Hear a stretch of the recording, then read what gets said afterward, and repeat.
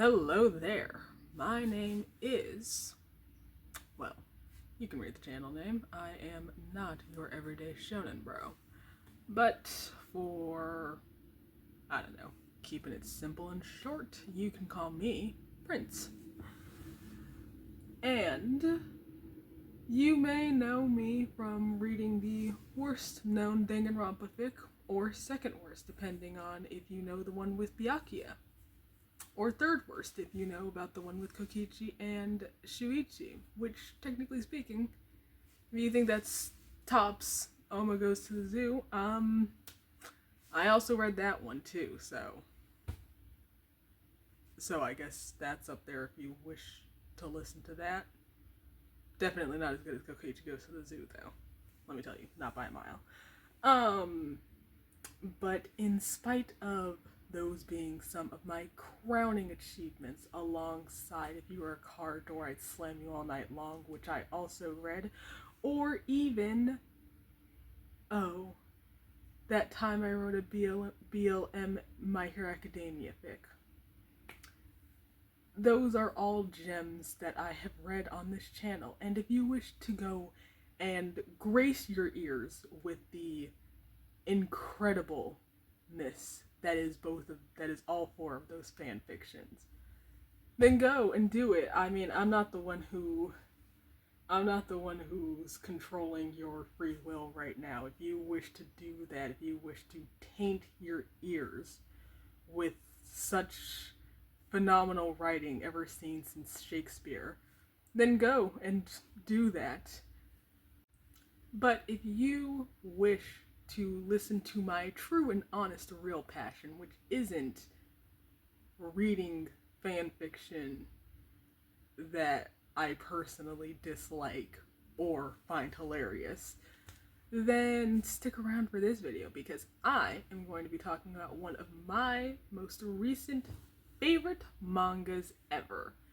Because I recently, about a week or two ago, finished the Seinen series. This is how you know it's good, because it's Seinen. Golden Kamuy by Satoru Noda.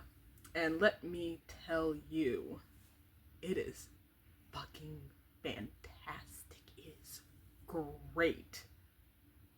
And I am here to gush about that series, mostly its characters, in a very unstructured way.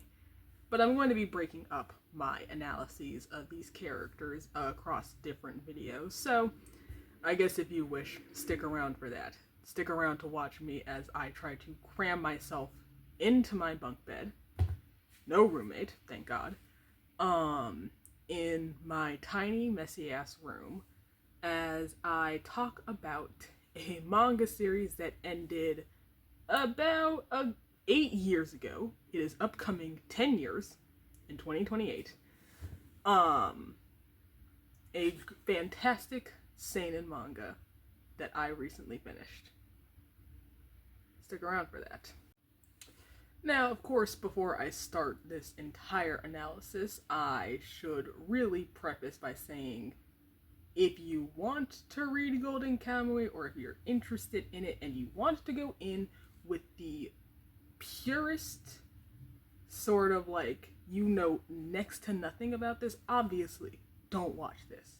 This is going to be an analysis of the characters, which means that I'm going to be talking about them from the beginning of the series to where they end out in the by the end of the series, and their ultimate fates. Meaning that if you don't want to hear their fates, don't watch. Obviously, duh. I don't think I would have to say that, but who knows? Maybe you just think I'm going to be talking about their themes and such. I'm not. I'm going to be talking about their stories as well. Do I have timelines? Yeah, I do. But I'm going to be talking about where they start in the series and where they finally end off in the series, and sort of what their journey was all about. Now, once again, allow me to preface this. This is very disorganized, very scattered. I don't have a script. I feel like if I wrote one, I'd get tripped up, I'd get intimidated, and then I would end up not writing it, much like many essays that I have written. But one thing that I do have is I have this ability that most people hold, where as I am reading something, I tend to give my very scattered, disorganized thinking. And it's great, and I love it, and I love it when I can't think in an organized manner. I like not having the ability to have linear thoughts. It's wonderful, actually. And so, I shall start with, of course, the major character of Golden Kamuy, Sugimoto Saichi. Sugimoto Saichi is the main character throughout the entire series. Now, of course, there is the other major character in the series, Ashirpa, who is a main character. There are two main characters for this series, Sugimoto and Ashirpa. But you do start off the series with seeing Sugimoto. So I'm going to be starting off my series with talking about Sugimoto. To put it simply, Sugimoto is a very complex main character. I know. Shocker. It's a seinen. How dare my main character be complex and complicated and multifaceted and nuanced? How dare he? But he's complex in a few ways that I feel like I haven't seen a lot of people talk about. And I feel like what is oftentimes missing within this analysis of Sugimoto's character is they often point out how he has a complex relationship with killing people. He explains to Ashirpa that he had to strip away the humanness of Russian soldiers that he fought in the Russo-Japanese War. He is a veteran, and he's obviously had to kill people, and he obviously is scarred from having to kill people, from being ordered to take human lives. He doesn't enjoy taking human lives.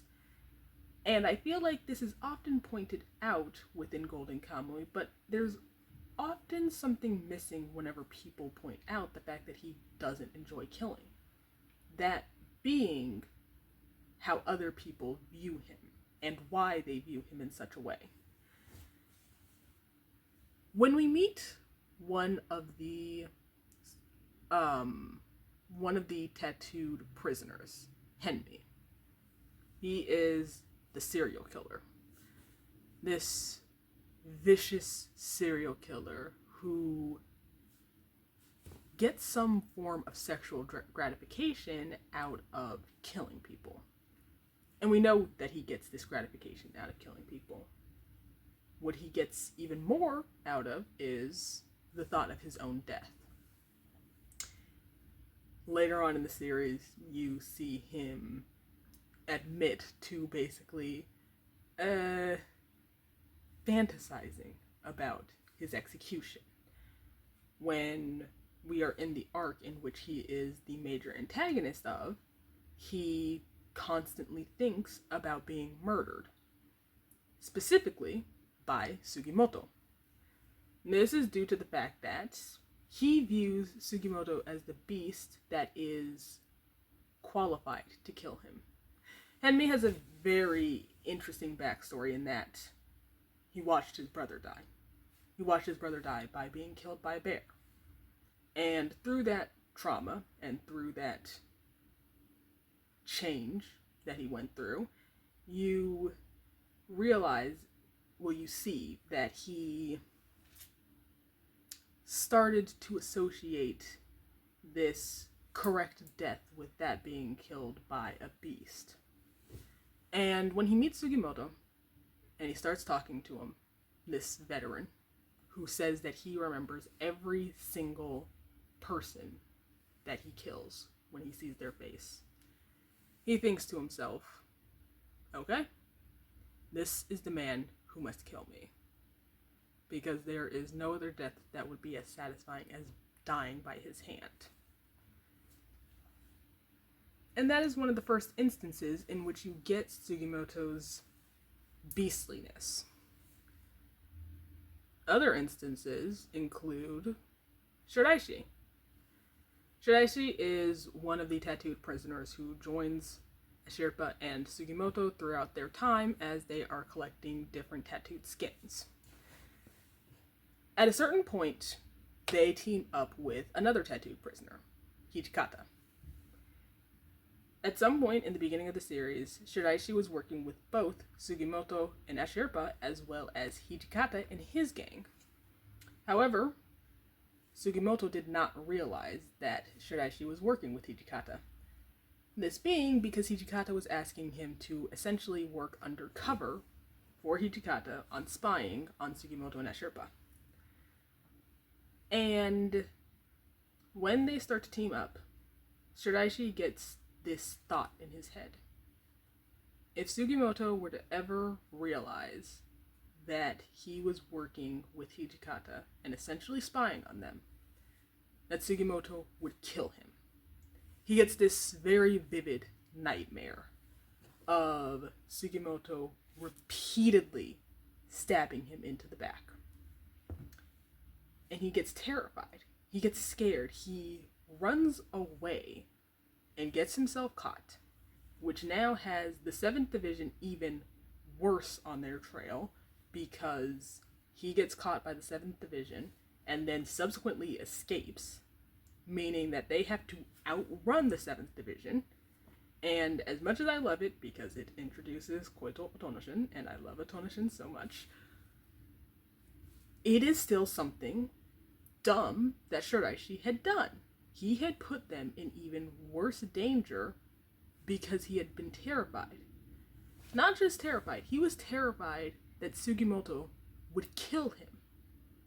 He was convinced that Sugimoto, with his anger, upon learning something like that, would immediately kill him. No questions asked.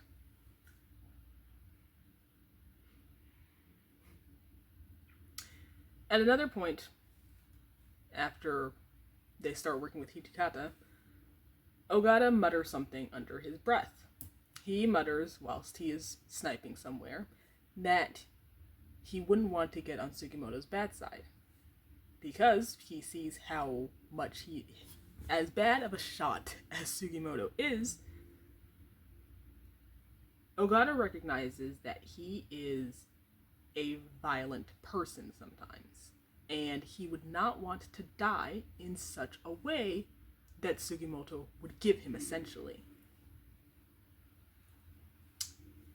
It's something that's brought up repeatedly by other characters, but even in the series itself. For instance, the Ainu village that they come across. I put Ainu in quotation marks because it was really a village that had been taken over by a bunch of Yakuza members, with all the Ainu men being killed and the women being kept as prisoners. When Ashirpa is kidnapped by this group of people, Sugimoto, upon realization, goes absolutely insane. He kills so many of them and gravely injures others as he runs through them to find Ashirpa. The moment that he hears that she was making baskets with the other Ainu women, he immediately goes on the offensive and immediately retaliates with violence.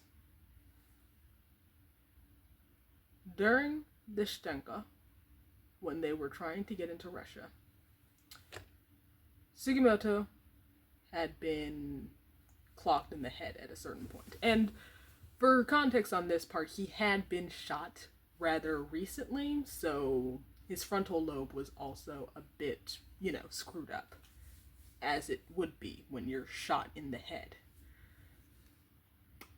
when he gets hit in the head and his little metal plate flies off, he immediately goes into a sort of berserker rage. Now, this is definitely due to a few factors. For starters, he had just been shot in the head, of course. It was probably a week, 2 weeks out after that had happened. And not only that, but he was separated from Ashirpa. He didn't know where she was. He knew that she was with Ogata and Kirodake at the time, but he didn't trust them. He knew that they had done some stuff to screw them all over. He knew of something that Vilk had told him about Ashirpa that he was upset with. And also he was in Ishtenka, which means that he was already fighting. As a result, he essentially went off the handle and completely and utterly decimated a bunch of people. It's insane.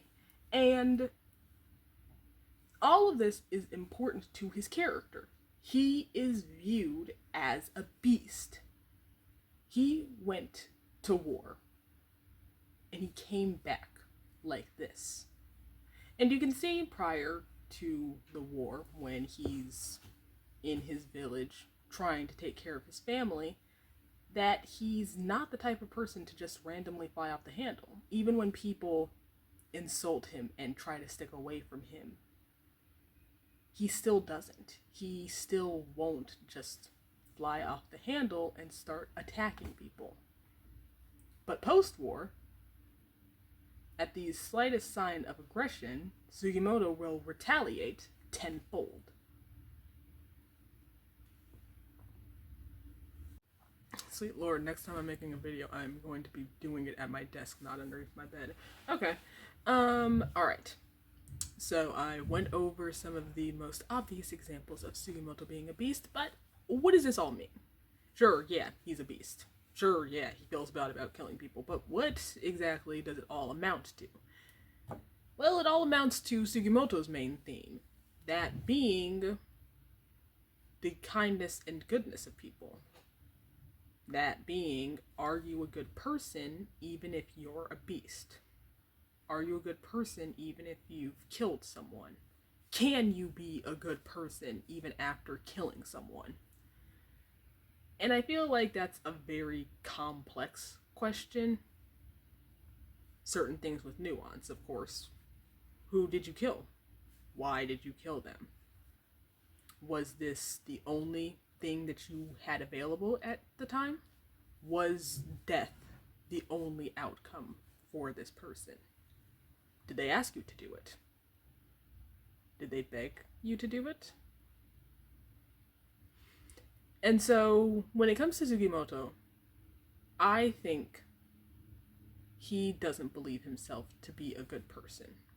He wants to be a good person, but he certainly does not believe himself to be one. After all, he was a soldier. He had to take away the humanness of Russian soldiers. Is he human? Is he human? And if so, why does he get to be human while they don't?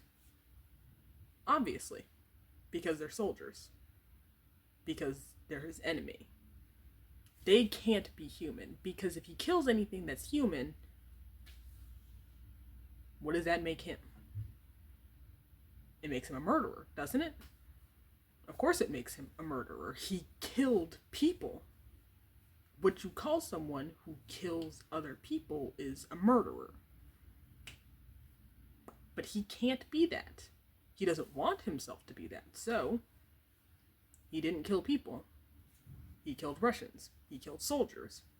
That's what he did. But what about after that? What about when he had to kill the old man who tried killing him at the beginning? Well, of course, he tried to kill Sugimoto. What about those Yakuza? They didn't try to kill Sugimoto. They only kidnapped a Sherpa. He could have rushed past them. They were all older than him. He could easily push them over. I don't think that they were armed, at least heavily at the time. And he's immortal Sugimoto after all. He can take it. He knows he can take it. He has yelled out, "I'm immortal," and has taken it.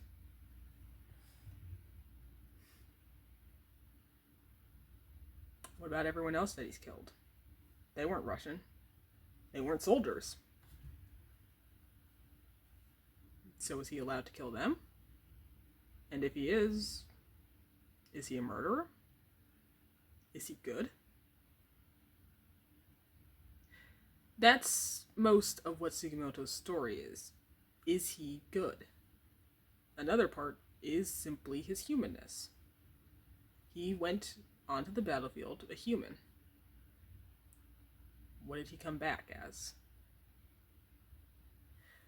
When he and Ashirpa are in the deer carcass together, and they're talking about food, when he mentions dried persimmons and how he says some people are able to go back home and continue their lives, while others have left their souls on the battlefield. And Ashirpa asks him if he were to eat dried persimmons again, would he go back to how he was before? And Sugimoto doesn't have an answer for this, and I don't believe that he would ever have an answer for that. At the end of the series, when they go over to Ume's house to give her the money for her eye cert, to give her the rest of the money, they eat dried persimmons together. Ashirpa, Sugimoto, Shiraishi. They each eat some dried persimmons, and Ashirpa asks him, "Do you feel like how you were before the war?" And he tells her no. And she's surprised by this and a bit upset. But he tells her that it's fine. That he doesn't need to be exactly how he was before he went off to the war. And I feel as though there's a bit more than just that. Because you do have characters who have certainly left themselves on the battlefield. And you have characters that you don't really see, that Sugimoto has talked about, who may be able to return to their old lives.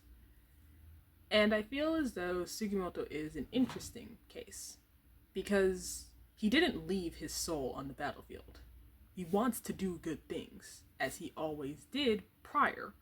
He wanted to take care of his parents before they died to tuberculosis. But he's still willing to kill people.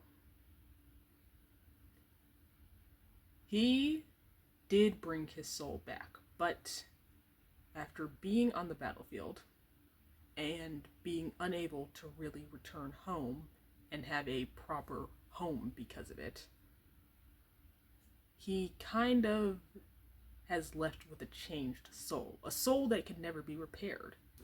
After all, when a soldier does return home, they return home. They return to their family. They return to their friends. Sugimoto, however, could not. His best friend had died. He watched his best friend die. He couldn't face Ume without that money. And aside from that, he didn't live in that village anymore. So, where was home for him? He couldn't mend his soul after the war.